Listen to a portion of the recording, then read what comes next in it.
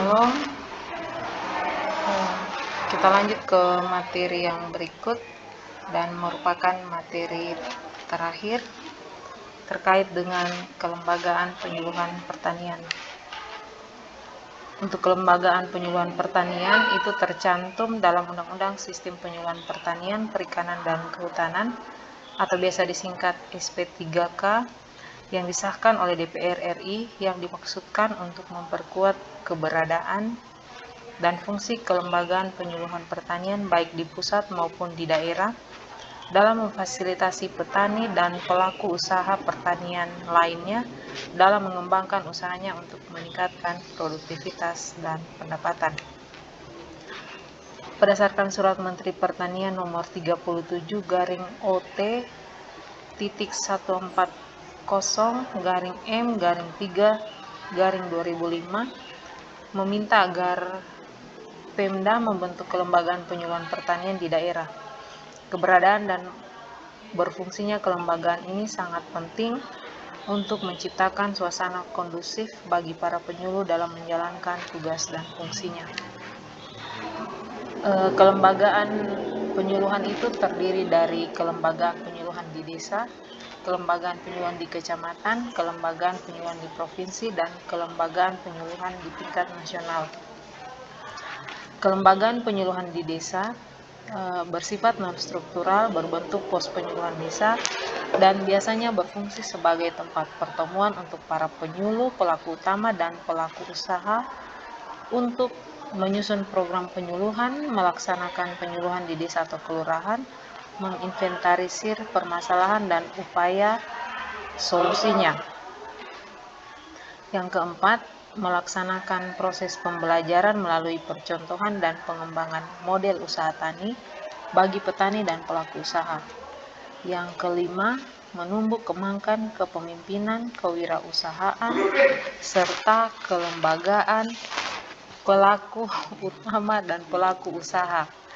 Melaksanakan kegiatan rembuk, pertemuan teknis, temu lapang, dan metode penyuluhan lain bagi pelaku utama dan pelaku usaha.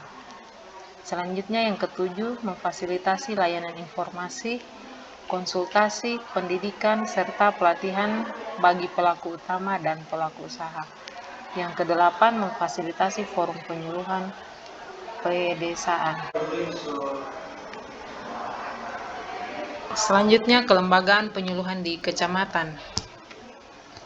Kelembagaan penyuluhan di tingkat kecamatan adalah Balai Penyuluhan Pertanian, biasa disingkat BPP. Merupakan unit kerja organik penyuluhan pertanian di bawah dan bertanggung jawab kepada kelembagaan penyuluhan pertanian di kabupaten atau kota. BPP mempunyai tugas menyusun program penyuluhan tingkat kecamatan, melaksanakan penyuluhan berdasarkan program pembiayaan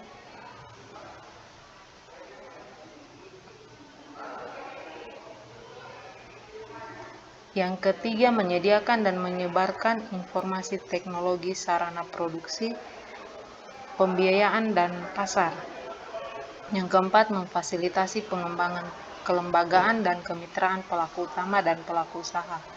Yang kelima, memfasilitasi peningkatan kapasitas penyuluh PNS, penyuluh swasta, dan penyuluh swadaya melalui proses pembelajaran secara berkelanjutan.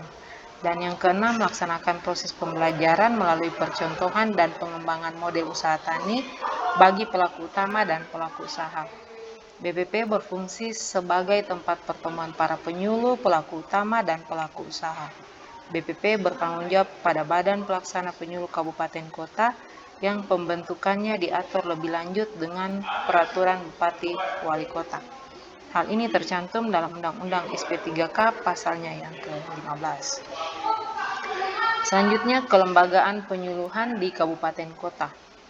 Kelembagaan di kabupaten kota biasa disebut Badan Pelaksana Penyuluhan yang bertugas menyusun kebijakan dan program penyuluhan kabupaten kota bersama dinas-dinas terkait sejalan dengan kebijakan dan program penyuluhan provinsi dan nasional.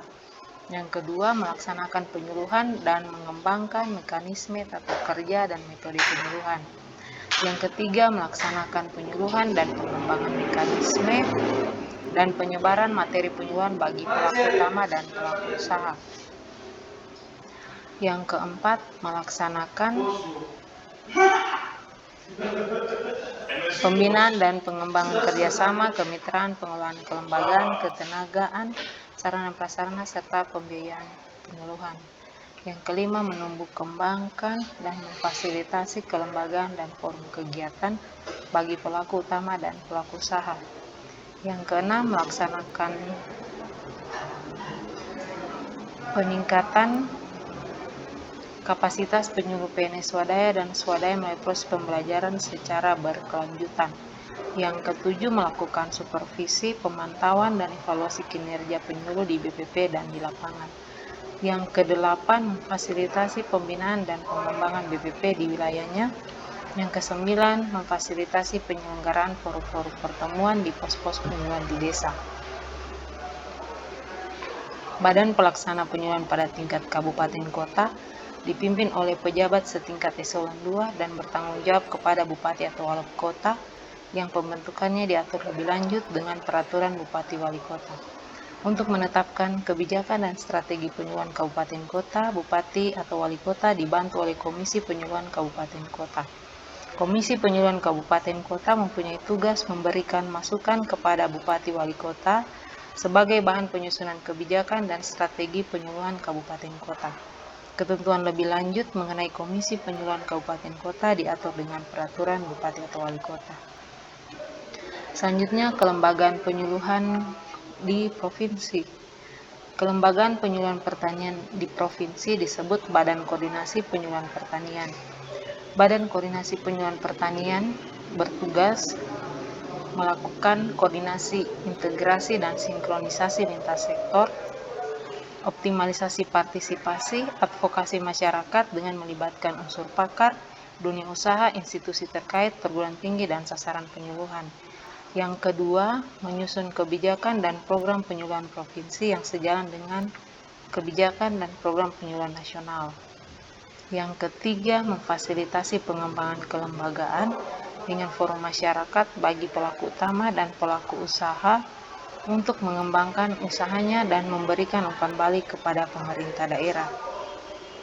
Yang keempat, melaksanakan peningkatan kapasitas penyuluh PNS swadaya dan swasta. Badan Koordinasi Penyuluhan Pertanian di tingkat provinsi diketuai oleh gubernur.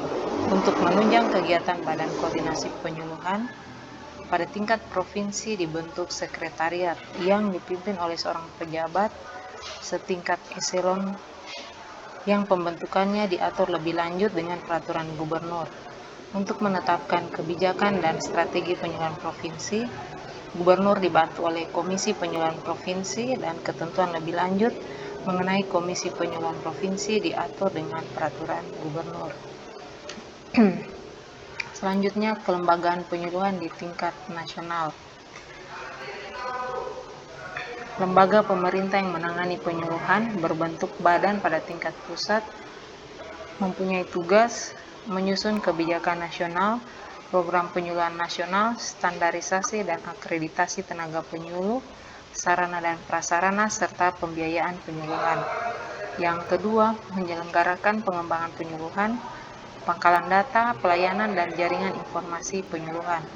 Yang ketiga, melaksanakan penyuluhan, koordinasi, penyelia, pemantauan, dan evaluasi, serta alokasi dan distribusi sumber daya penyuluhan.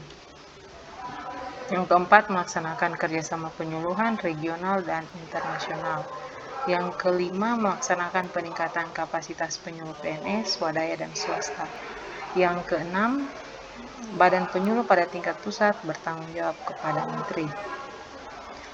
Untuk melaksanakan koordinasi, integrasi, sinkronisasi, dan optimalisasi kinerja penyuluhan pada tingkat pusat, diperlukan wadah koordinasi penyuluhan nasional non-struktural yang pembentukannya diatur lebih lanjut dengan peraturan Presiden. Untuk menetapkan kebijakan dan strategi penyuluhan, Menteri dibantu oleh Komisi Penyuluhan Nasional. Komisi Penyuluhan Nasional mempunyai tugas memberikan masukan kepada Menteri sebagai bahan penyusunan kebijakan dan strategi penyuluhan. Ketentuan lebih lanjut mengenai Komisi Penyuluhan Nasional diatur dengan Peraturan Menteri. Sebagai penutup, dalam melaksanakan kegiatan penyuluhan, penyuluh harus memahami makna, pengertian, prinsip, dan tujuan penyuluhan pertanian, dan siapa yang akan menjadi sasarannya.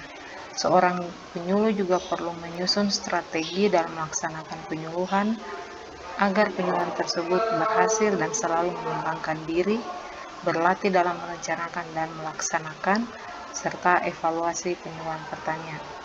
Hal ini dimaksudkan agar penyelenggaraan penyuluhan pertanian dapat berjalan dengan baik sehingga memperoleh hasil yang optimal. Sekian.